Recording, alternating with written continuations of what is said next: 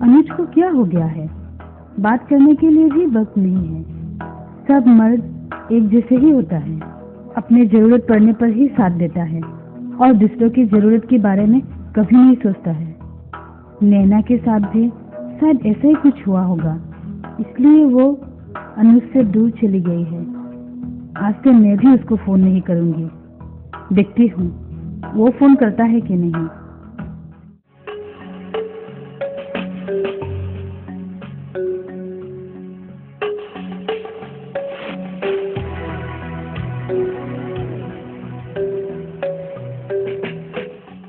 आविष्कार तो मैंने कर लिया, लेकिन इसका पहला प्रयोग मैं किस पे करूं?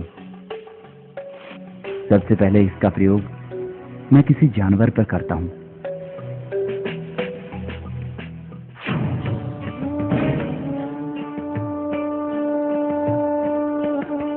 गुरुदेव, आपने जो मुझे गुल्म दिया था, मैंने उस पर काफी एक्सपेरिमेंट किए।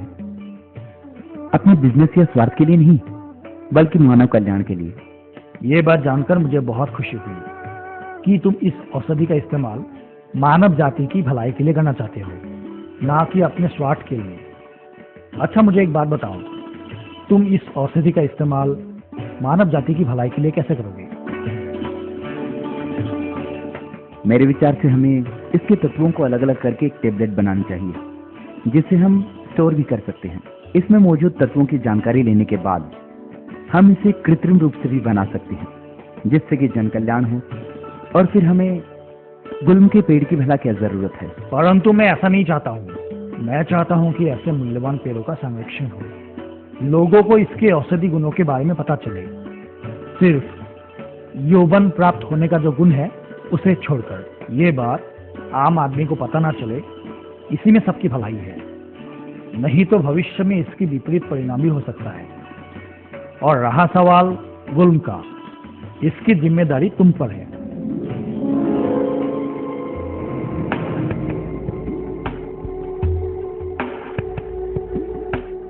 जानवर पर एक्सपेरिमेंट करने के बाद मुझे इसके औषधि गुणों का ज्यादा पता नहीं चला है। इसके औषधि गुणों की जानकारी के लिए मुझे इसका प्रयोग किसी इंसान पर करना होगा, किसी बूढ़े इंसान पर। और इसका प्रयोग मैं जनक कुमार पर करूंगा। जनक कुमार, मैं तुम पर एक एक्सपेरिमेंट करना चाहता हूं। क्या तुम राजी हो? हाँ हाँ, मैं राजी हूँ सर। ओके, तो फिर यहाँ पर साइन कर दो। जी।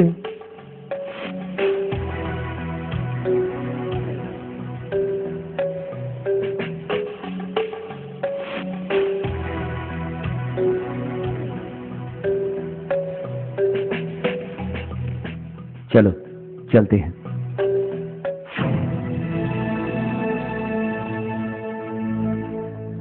जनक कुमार, इस कमरे को ध्यान से देखो, क्योंकि अगले 7 दिनों तक तुम्हें इसी कमरे में रहना है। तुम कहीं बाहर आ जा नहीं सकोगे। तुम्हारे रहने की, खाने पीने की सारी व्यवस्था यहीं कर दी है।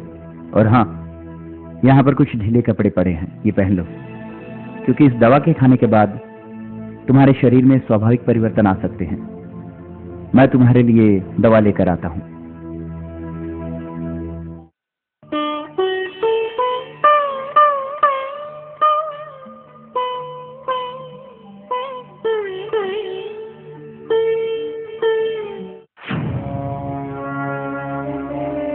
जनक कुमार, अगले 4 दिनों के बाद मैं तुम्हें फिर से दवा देने आऊंगा। फिलहाल ये पी लो।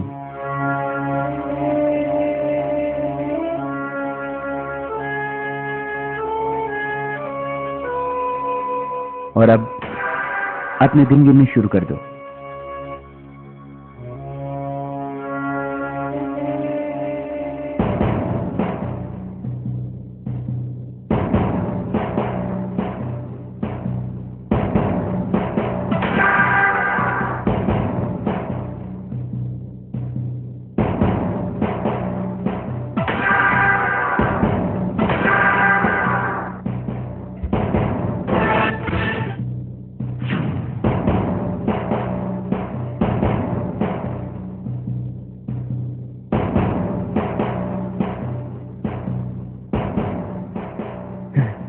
ये क्या, मैं तो जवान हो रहा हूँ।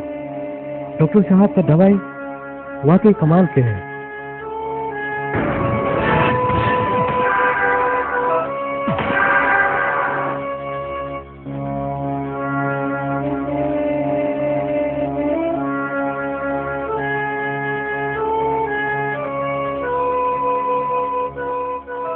ये दवाई तो वाकई चमत्कारी है। ये दवाई लेने के बाद मैं तो साल ही साल पीछे लौट आया हूँ।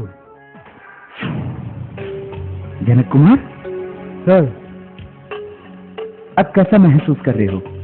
अच्छा लग रहा है सर। सर, ऐसा लग रहा है जैसे मैं जवान हो रहा हूँ सर, और अपने हाथों से अपने शरीर को महसूस कर सकता हूँ मैं।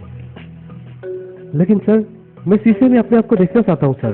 नहीं, इस तरह का एक्सपेरिमेंट करने के बाद शीशे में देखना अच्छा नहीं होगा। तुम एक बात बताओ, क्या तुम्हारा मन भी जवान हुआ है? जी निश्चित रूप से सर, इसीलिए मन चंचल हो गया है और उत्तेजना बढ़ती जा रही है। पर जवान होकर ज्यादा अकेला और दुखी हो गया हूँ सर। इसका मतलब तुम्हें बुढ़ापा ही अच्छा नहीं लगता है? सर, ऐसी बात नहीं है। बुरा रहना किसे अच्छा लगता है। तो अब मुझे क्या करना चाहिए? ऐसी स्थिति में मैं जीना नहीं चाहता हूँ सर, मुझे आत्महत्या कर दीजिए। नहीं जनक कुमार, अगर तुम ऐसा करते हो तो मेरी सारी मेहनत बेकार हो जाएगी। तुम नहीं जानते इस एक्सपेरिमेंट में मैंने कितना पैसा खर्च किया है। फिर तुम्हारी रजामंदी से ही मैंने सब कुछ किया था। तुम्हारा साइन किया हुआ एग्रीमेंट लेटर भी मेरे पास है। और फिर भी अगर तुम आत्महत्या का विचार अपने मन में लाते हो तो मैं तुम्हें बेईमान समझूंगा।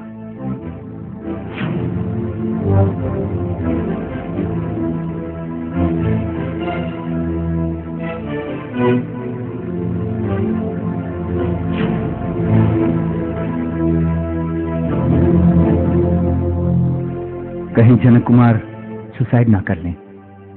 उसकी मानसिकता को बदलने के लिए कुछ सोचना होगा।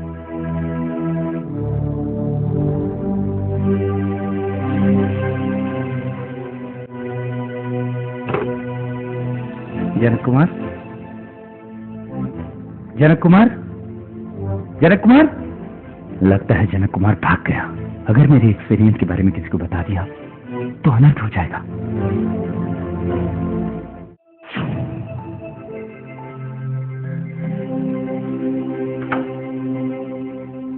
हेलो, पुलिस स्टेशन, मैं डॉक्टर अनुज बोल रहा हूं। हमारे रिसर्च सेंटर से अभी एक व्यक्ति फरार हो गया है जिसका नाम जनक कुमार है। उसे मुझ तक सही सलामत पहुंचाने वाले को 1 लाख रुपया दिया जाएगा और साथ ही साथ यह घोषणा भी कर दी जाए कि उसे किसी भी तरह की तकलीफ नहीं होगी। इस विषय में अगर आपको किसी भी तरह की कागजात की जरूरत हो तो आप मुझे कॉल कर सकते हैं। जी हाँ, तुम जहां कहीं भी हो जनक कुमार, तुम्हें आना ही पड़ेगा। बैठो। तुमने आकर मुझ पर बहुत बड़ा एहसान किया है। मेरा दिल कहता था जनक कुमार, तुम मेरे साथ विश्वासघात नहीं कर सकते। मैंने हमेशा आपके साथ वफादारी की है सर, और करता रहूंगा। पर उस वक्त पता नहीं मुझे क्या हो गया था। मुझे लगा जैसे मैं पागल हो रहा हूं। मेरा दिमाग शून्य हो गया था। यहाँ पर आने से पहले मैं एक सुंदर और जवान लड़की के साथ था, पर मुझे क्या पता था 8 दिन बाद मैं फिर बुढ़ा हो जाऊंगा। लेकिन इस सारी प्रक्रिया का किसी को पता नहीं चला सर। मुझे माफ कर दीजिए सर, मुझे माफ कर दीजिए। अभी तुम अपने पुराने क्वार्टर में ही रहोगे या तुम्हारी व्यवस्था कहीं और करवा दूं? जैसा आपको ठीक लगे सर। ठीक है, फिलहाल तुम अपने क्वार्टर में ही रहो। बाद में मैं तुम्हारी व्यवस्था कर दूंगा। ठीक है सर।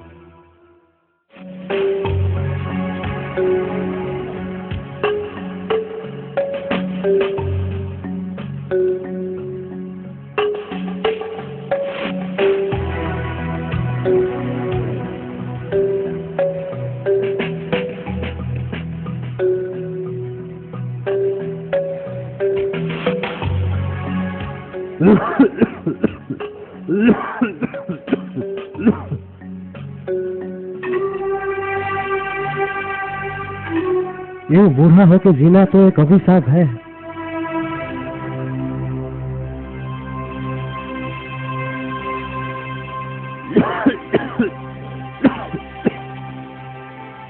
डॉक्टर साहब, शायद मैं बूढ़ा होकर जी नहीं पाऊंगा।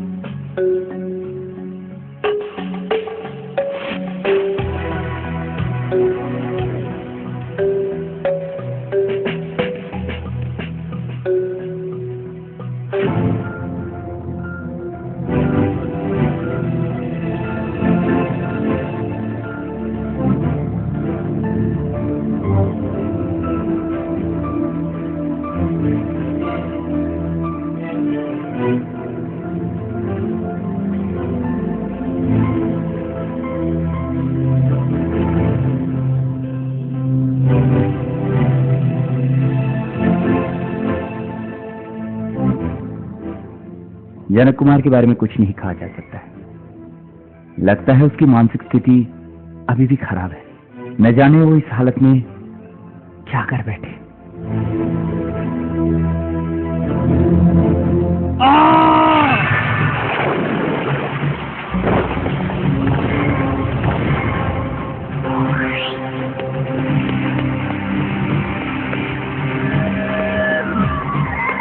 जनक कुमार, जनक कुमार,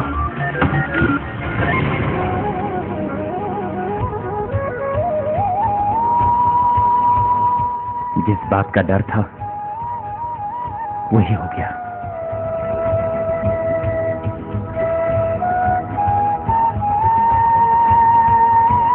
डॉक्टर साहब, मैं आपसे अंतिम बार के लिए क्षमा मांग रहा हूँ। मुझसे और नहीं सहा गया। ये आत्महत्या ही मेरे लिए एकमात्र रास्ता रह गया था। कृत्रिम यौवन प्राप्त करने का बाद दोबारा बुरा होकर जीना मेरे लिए बहुत ही कष्टदायक हो गया था। उस यंत्रणा से मैं मुक्त होना चाहता था। मुझे माफ कर दीजिएगा डॉक्टर साहब। मेरा आपसे की गई वादा में निभा नहीं पाया। मुझे माफ कर दीजिएगा। आपकी जनक कुमार।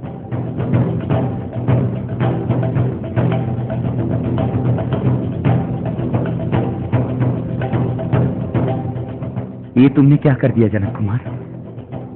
मुझे तुमसे ये उम्मीद नहीं थी। कर्नल हजारिका, मैंने आपसे कुछ तहकीकात करने के लिए कहा था अजंता की पर्सनल लाइफ को लेकर। हाँ सर, मैंने तहकीकात की है। अजंता अपने घर में अकेली रहती है। किसी के साथ आना जाना भी नहीं है। अपना खाना खुद ही बनाती है। टेलीविजन देखने का शौक नहीं है। म्यूजिक सिस्टम में भजन कीर्तन, पुराने गाने सुनती है। किताबें वगैरह पढ़ती है और ज्यादातर समय वो हमारी लैब में ही बिताती है। इसका मतलब अगर अजंता को मनाया जाए तो मैं उस पर भी एक्सपेरिमेंट कर सकता हूँ। आओ आओ अनुज, बैठो। तुम्हें तो फोन पर बात करने की ही फुर्सत नहीं है। ऐसी बात नहीं है अजंता, तुम बड़ी थकी हुई सी लग रही हो। तबीयत तो ठीक है ना तुम्हारी? हाँ, शरीर में खिटपिट लगी ही रहती है। किसी डॉक्टर को दिखाया या नहीं? अभी तक तो नहीं दिखाया। बिना डॉक्टर को दिखाए हुए दवा लेना तुम्हें साइड इफेक्ट भी हो सकता है। लगता है तुम किसी काम से यहाँ पर आए हो। फोन पर ही बता दे। नहीं, ये बात बहुत ही गुप्त है जिसे फोन पर नहीं बताया जा सकता, और तुम्हारी इजाजत भी लेनी थी। यानी तुम मुझसे कुछ काम लेना चाहते हो? हाँ, मैं तुम पर एक एक्सपेरिमेंट करना चाहता हूँ। एक्सपेरिमेंट? कैसा एक्सपेरिमेंट? मैंने कड़ी मेहनत से एक मेडिसिन तैयार की जिसका नाम है कायाकल्प 25, जिसे खाने के बाद बूढ़ा इंसान भी जवान हो जाता है, और जिसका सफल प्रयोग मैंने जनक कुमार पर किया। यही एक्सपेरिमेंट मैं तुम पर भी करना चाहता हूँ। तुम क्या सोचती हो? इससे बहुत समस्या हो सकता है। अगर मैं जवान बन गई और लोगों को पता चल गया तो बहुत उथल-पुथल मच सकता है। इसका उपाय मैंने सोच रखा है। कुछ दिनों तक तुम घर पर ही रहना। मैंने अपने आविष्कार का सफल एक्सपेरिमेंट तो कर लिया है, लेकिन मानव जाति को इसका फायदा कैसे मिल सकता है, अब मुझे इसका पता लगाना है।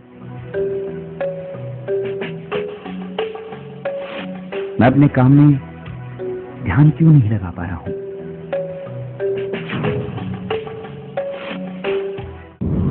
कर्नल हजारिका। Yes sir. एक बहुत ही खास बात करने के लिए मैंने आपको यहाँ बुलाया है। माफी चाहूंगा, मैंने आपसे ये बात छुपाए रखी। उम्मीद करता हूँ हर बार की तरह इस बार भी आप मेरी मदद करेंगे। मैंने एक एक्सपेरिमेंट किया है जिससे बूढ़ा इंसान भी जवान हो सकता है, और इसका सफल एक्सपेरिमेंट मैंने जनक कुमार पर किया। इवन वो जवान भी हो गया था, लेकिन दोबारा मेडिसिन ना मिलने की वजह से वो फिर से बूढ़ा हो गया। और इस मेडिसिन को खाने के बाद अगर 8 दिन तक दोबारा दवा ना मिले तो इंसान फिर से बूढ़ा हो जाता है। ऐसा जनक कुमार के साथ भी हुआ, और बूढ़ा होने के बाद उसने आत्महत्या कर दी। सर अगर आप बुरा ना माने तो एक बात कहूँ? कहो। सर आपकी इस खोज के बारे में मुझे पहले से पता था। जी हाँ सर, कारण हमारे सिक्योरिटी कैमरास में आपकी खोज की सारी गतिविधियां रिकॉर्ड हो गई है। आपका सिक्योरिटी इंस्पेक्टर होने के नाते मेरा फर्ज बनता है कि आपको इसके बारे में जानकारी दूं। पर सर मुझे लगता है शायद और कुछ लोगों को इसके बारे में जानकारी है। जी हाँ सर, कुछ दिन पहले 2 लोग मेरे ऑफिस में आए थे और आपकी खोज की जानकारी हासिल करने की कोशिश की मुझसे। बदले में उन्होंने मुझे लाखों रुपयों का लालच दिया और मैंने उसे ऑफिस से धक्के मार के निकाल दिया। Thanks colonel. Thank you sir. मुझे आपसे यही उम्मीद थी, क्योंकि इस एक्सपेरिमेंट के बाद मेरे काफी शत्रु पैदा हो गए हैं। इसमें मुझे आपकी सहायता की जरूरत है। सर मैं हमेशा आपके साथ रहूंगा, अपनी ड्यूटी पूरी ईमानदारी के साथ निभाऊंगा। बस शर्त है आप अपनी गतिविधियों के बारे में मुझे समय समय पर इत्तला करती रहे, ताकि मैं आपकी सुरक्षा का पुख्ता इंतजाम कर सकूं। Okay colonel. जनक कुमार के बारे में तो आपको पता चल ही गया। अब यही एक्सपेरिमेंट मैं अजंता दीक्षित पे करना चाहता हूँ। उसने मुझे परमिशन भी दे दी, लेकिन मैं चाहता हूँ कि उसके रहने की व्यवस्था आप करें, क्योंकि इस बात का किसी को पता नहीं चलना चाहिए। ठीक है सर, फिलहाल मैं चलता हूँ। Thank you.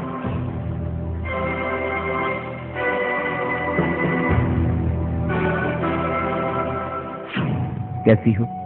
ठीक हूँ। तबीयत कैसी है तुम्हारी? पहले से ठीक है। इसका मतलब अब तुम कायाकल्प 25 लेने के लिए तैयार हो? हाँ, पर तुम वादा करो, प्रयोग के आड़ में तुम मुझे धोखा नहीं दोगे और तुम भी दवाई लोगे। मैं वादा करता हूँ, लेकिन इसके लिए मुझे बाहर जाना होगा। ये दवा मैं यहाँ नहीं ले सकता हूँ।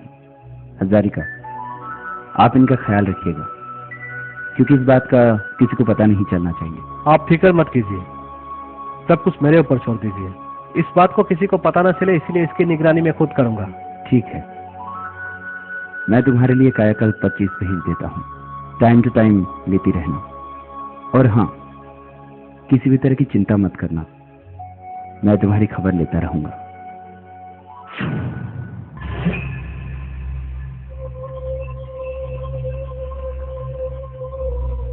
अब वो समय आ गया है जब मैं अपने द्वारा आविष्कार किया गया कायाकल्प खुद पर प्रयोग करूंगा।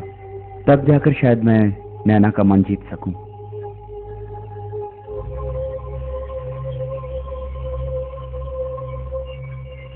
हाँ, ये ठीक होगा। मैं आज ही से दवा लेना शुरू करता हूं, और 7 दिन बाद नैना से मिलने जाऊंगा, एक नए रूप के साथ।